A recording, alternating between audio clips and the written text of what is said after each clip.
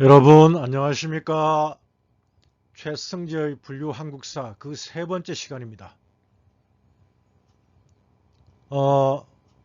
이 셈의 이름을 풀이하면 정승감이라고 그랬죠. 앞으로 진짜 정승감이 되도록 노력하겠습니다. 여러분 지켜봐 주시기 바랍니다. 자, 본 강의에 들어가기 전에 앞에서 배운 내용 중에서 가장 중요한 것들 다시 한 번 더 복습하고 넘어가도록 하겠습니다. 자, 먼저 구석기를 보겠습니다. 도망가는 짐승이 보입니까 여러분? 그거로 뭘 연상해야 돼요? 주먹도끼, 주먹도끼입니다. 신석기 시대, 빗살무늬토기 가락바퀴, 그물을 손질하는 아낙네와 실을 뽑는 아낙네의 모습이 보입니까 여러분? 이 연상기법입니다. 다른 학생들은 다 보이는데 유독 한 학생만 안 보인대요. 글쎄. 자, 청동기 시대 보겠습니다. 반달 모양의 돌칼, 반달 돌칼 이싹 따는데 사용했을 것이다. 수고가 많았겠네요. 비파형 동검 비파 소리 들립니까? 북방군 전사가 보입니까? 네, 비파형 동검. 아름다운 동네 미송리식 토기. 우리나라는 고인돌 천국이잖아요. 고인돌. 이 고인돌이 갖는 의미는 당시 지배층의 정치 권력과 경제력이 반영된 것이다 보시면 되겠죠. 당시 지배층의 정치 권력과 경제가 아니고 경제력이 여기에 반영되어 있다고 보시면 되겠습니다. 철기 시대 무거운 돈 뭡니까? 무거운 돈, 칼 모양의 돈, 명도전이 되겠습니다. 여러분들 꼭 알아두시기 바랍니다. 자, 다음 페이지 보겠습니다. 자, 당군과 고려선, 바로 이 당군 이야기에 실려 있는데요. 이 삼국유사라는 책에 이 당군 신화가 실려 있습니다. 여러분들 시간 나면은 이 삼국유사 한번 보도록 하세요. 쌤은 읽어봤죠? 안 읽어보고 여러분한테 권하겠습니까? 근데 이 삼국유사는 이 재밌는 이야기들이 많아요. 그 스님 1년인데 이분이 상당히 재밌는 분 같아요. 그래서 1년에는 스님이 여기 참 재밌는 그 이야기들을 좀 야하다고 할 수 있는 그런 이야기들 해서 재미 위주로 그 책을 만들었습니다. 여러분들 뭐 관심 있으면 나중에 한번 읽어보시기 바랍니다. 자, 그럼 이 삼국유사에 실려있는 당군 신화를 우리는 한번 분석을 하도록 하겠습니다. 옛날에 환인과 그의 아들 환웅이 있었는데 아버지가 삼위 퇴백을 내려다보니 가히 인간을 이롭게 할 만하므로 이 한자가 홍익인간. 요즘도 있는데 여러분 어디 가면 있습니까? 네, 열차에 가면 있습니다. 심심풀이 땅콩이나 오징어 있어요. 그거 홍익회에서 운영하거든. 아들에게 천부인 좀 궁금하죠? 이 천부인은 뭐 청동거울, 또 청동방울로 이렇게 추측을 합니다. 확실한 것은 아니고 그렇게 추측합니다. 여러분 참고적으로 알아두세요. 아들에게 천부인 3개를 주어 보내 다스리게 하였다. 환웅은 무리 3천을 이끌고 태백산 꼭대기의 신령스러운 박달나무 아래에 내려가 바람풍, 이 바람을 주관하는 신하, 비를 주관하는 신하, 우는 이 구름을 주관하는 신하들을 거느리고 곡물, 수명 등을 주관하며 세상을 다스렸다. 여러분, 비파 소리가 들립니까? 다른 학생은 다 들리는데 한 학생만 안 들리는 모양입니다. 비파형 동검 앞에서 배웠잖아요. 생각나죠?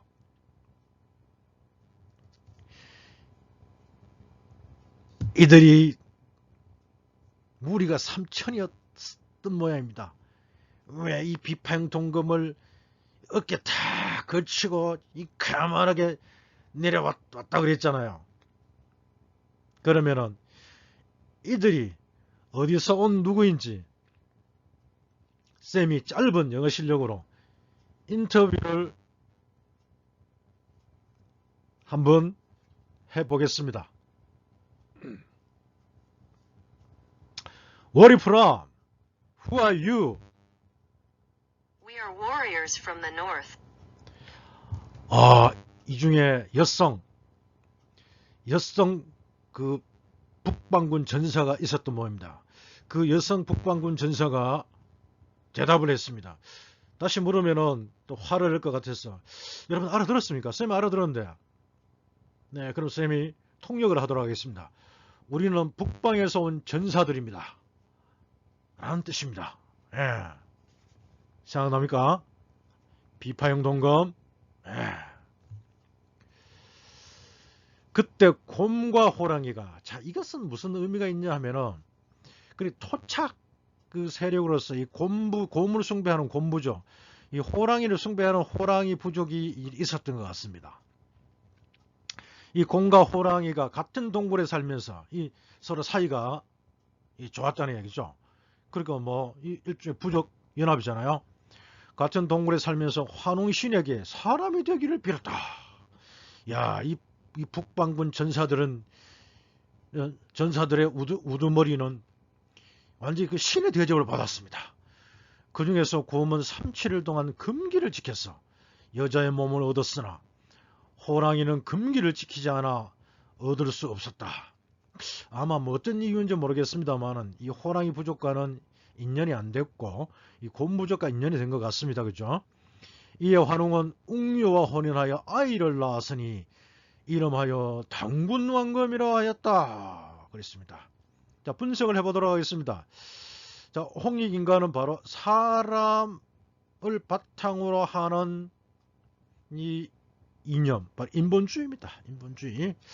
다시 말해서 이 하늘이 이 정치 권력에 정당성을 부여했다. 이렇게 우리가 해석을 할 수 있습니다.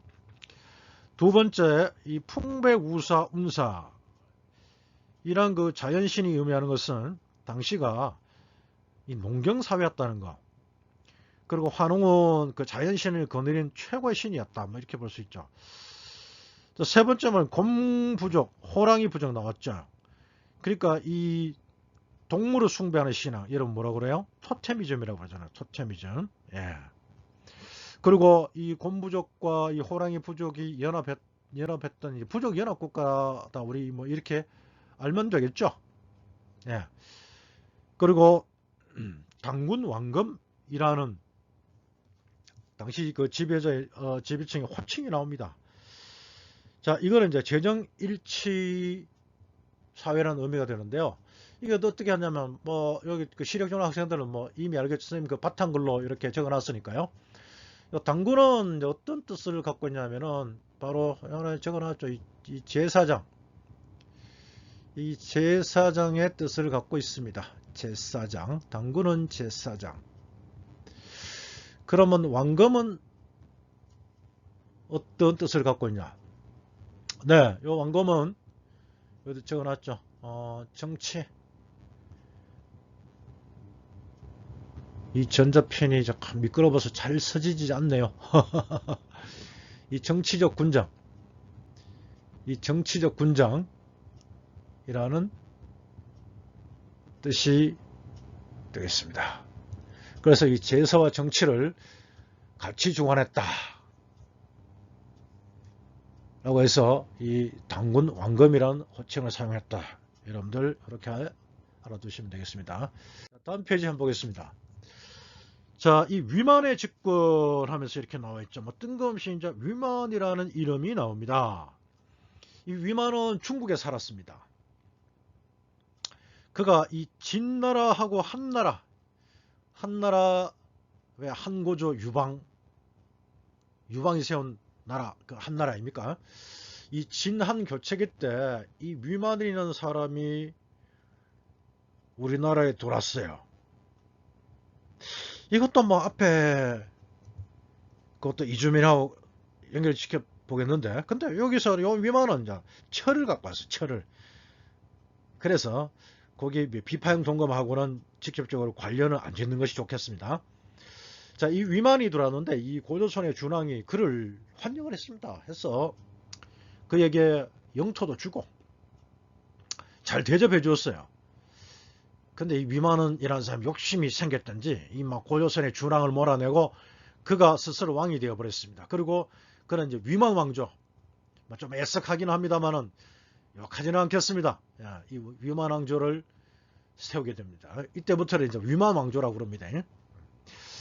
자, 이때부터 이제 이들이 이제 철을 갖고 들어왔으니까 철기 문화를 이제 본격적으로 수용했어요. 또 이 철기 문화의 본격적 수용으로 인하여 이 수급이라든가 상업 또 무역이 발달했습니다. 그리고 또 이들은 이제 중개무역, 이 중개무역은 뭐 A라는 나라에서 물건을 싸게 사다가 가공 같은 걸 해서 이제 B라는 나라에 이제 비싸게 파는 그런 형태로 말하죠. 이런 중개무역으로 번창했는데 이 진과 예 사이에 이 중개무역으로 번창을 했습니다. 자, 이 세력 범위는 우리 중요한데요. 이 지도에 보시면은 이 요령이라든가 이 길림을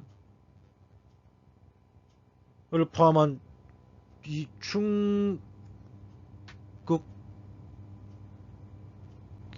중국이죠.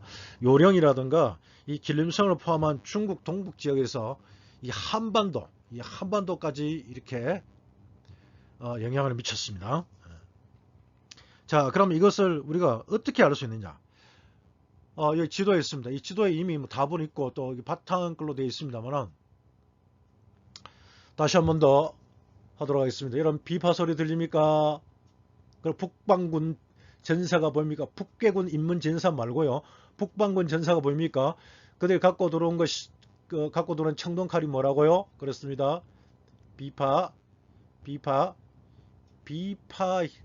모양의 청동칼입니다. 그래서 비파형 동검, 비파형 동검 이렇게 이야기를 합니다. 이 전자편은 마음이 급하면 안 되겠습니다. 천천히 써야 되겠습니다. 비파형 동검. 그리고 우리나라는 이 돌의 공화국이라고 그랬죠. 무슨 돌요? 고인돌인데 고인돌 중에 특히 어떤 돌요? 그렇습니다. 탁자식 고인돌의 공화국입니다. 탁자식 고인돌. 이때 고인돌에 물 떠다 놓고 자식이 잘 되기를 빌었다고 그랬죠. 여러분한테 뭐 해당되는 얘기는 이번 시험에 우리 아이 대박나게 하게 주시옵소서. 생각납니까? 네네. 예. 다음 페이지 보겠습니다, 여러분. 자, 그럼 당시 이제 고조선 사회를 한서라는 이 중국 책인데 한서라는 책에 이 8조의법이 8개 조문이 실려 있는데요. 이를 통해서 이제 고조선 사회를 한번 또 분석을 해보도록 하겠습니다. 자, 첫째로 사람을 죽인 자는 사형에 처한다. 사람 죽이면 안 되죠. 당신은 그러니까 뭔가를 존중했던 사회인데 특히 이제 이 사람의 생명을 존중했죠. 그래서 당신은 뭐라고요? 천천히 쓰겠습니다. 생명. 그러니까 이 고조선은 사람의 생명을 중시하는 생명 존중 사회다. 이 천천히 쓰니까 또 글씨가 나아지는군요. 네. 여러분들 기다려 주셔서 대단히 감사합니다. 자, 두 번째 보니까 남에게 상처를 입힌 자는 곡물로서 배상한다. 이 남을 다치게 하면 안 되는 모양입니다. 그러면은 배상을 해야 됩니다. 자, 그러면 곡물이 나오는 거 보니까 이제 농경사회인데, 남을 다치게 하면 안 되니까, 뭔가를 이제 중시했죠. 그는 이 사람이 다치면은 그만큼 이제 뭐 차이는 있겠지만은 이 노동력을 상실하잖아요. 그 상실한 노동력을 이제 보상했던 것 같습니다. 그래서 이 고조선은 노동력, 이 노동력을 중시하는 농경사회입니다. 그리고 다음 내용을 보면 남의 물건을 훔친 자는 노비로 삼는다. 남녀 종을 노비라고 그래요. 용서받고자 하는 자는 한 사람마다 50만 전을 내야 한다. 이 50만 전이 뭐 지금으로 한 사람은 얼마인지는 모르겠습니다만 아마 어마어마한 돈이었을 것 같습니다. 이것은 무엇을 의미하느냐? 쌤은 이렇게 해석을 합니다. 남의 물건을 훔치면은 무조건 노비로 삼아버린다. 용서 안 한다. 그런 뜻이 아니겠습니까, 여러분? 지금 시간을 말해서 그 돈이 많은 사람이 남의 물건을 훔치겠습니까? 모르겠죠. 모르죠 또. 9개 가진 사람이 10개 채우려고 1개 훔칠지는 모르겠습니다. 자, 그럼 이 조문은 무엇을 의미하냐? 그러니까 니꺼 내꺼 있네요. 네. 이걸 뭐라고 그래요? 사유재산이라고 그러잖아. 그 당시 고조선 사회는 이 사유재산제 사회였다. 사유재산제 사회였다. 뭐 꼭 그렇게 말할지 모르지만 증거 같잖아요, 그죠? 네. 그리고 이 노비라는 이런 그 피지배청이 나오는 거 보니까 당시 사회는 그렇습니다. 네, 계급이 있었다. 다시 말하면 뭐요? 계급 사회였다는 거 우리가 또 알 수 있죠. 계급 사회. 역시 글씨는 천천히 쓰니까 제대로 써집니다. 그리고 화폐도 유통됐다. 왜 앞에서 우리 그 화폐 배웠죠? 명도전, 뭐 발량전, 오수전, 그 중에서 무거운 돈, 명도전이 중요하다고 그랬잖아요. 예. 그 이외에도 여자는 정제를 귀하게 여겼다. 다시 말하면 남성 중심의 사회였잖아요. 이 농업이 주가되면서 힘든 농사 일을 남성들이 하다 보니까 이 가부장적인 가족제도 이제 꼰대가 탄생하는 순간입니다. 요즘 꼰대지 됐다면 큰일 납니다, 여러분. 그리고 한 군현이 설치되고 난 다음에 법조항이 늘어났어요. 60여 조로 증가했어요. 왜냐하면 그 한나라가 쳐들어와서 자기들의 땅이란 뜻을 여기다 군현을 설치했잖아요. 그러니까 당시 살았던 이 토착민들이 가만히 있겠습니까? 그래서 이 토착민들이 반발을 하게 됩니다.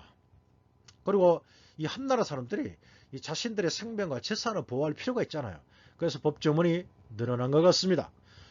그러면 마지막으로 이 고조선이 갖는 역사적 의의에 대해서 알아보겠는데요. 뭐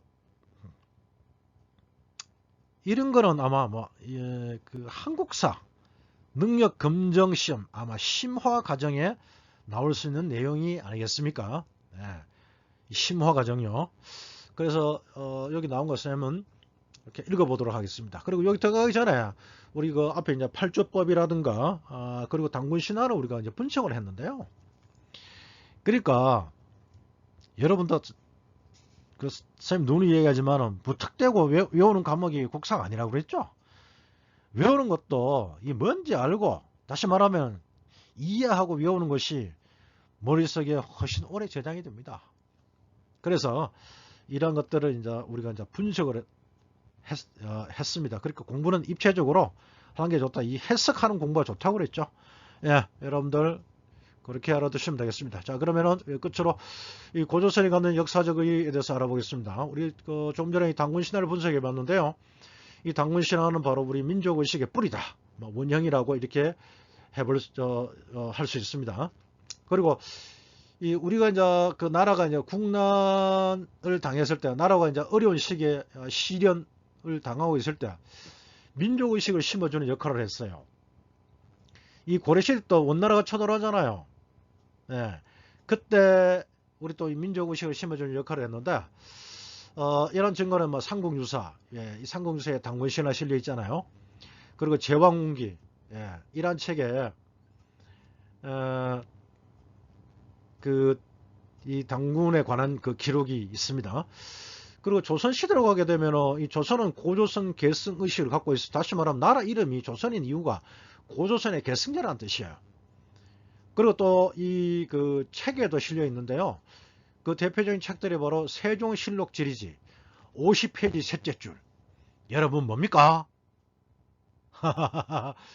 독도는 우리 땅. 예, 그 유명한 바로 그 책이 올시다.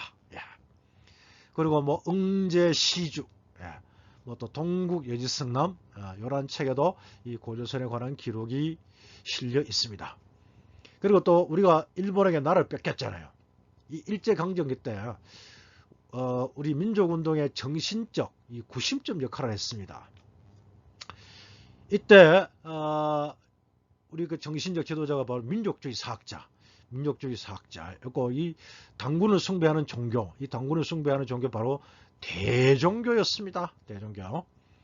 그리고 이 현재는 이 헌법에 이 홍익인간의 이념으로 나타나고 있습니다. 그리고 아직 우리는 그 남북한이 분열되어 있잖아요.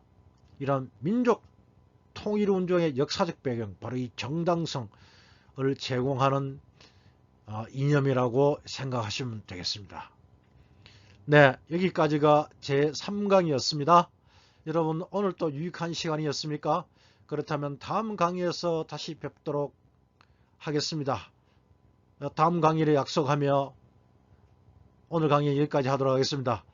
여러분, 수고 많았습니다.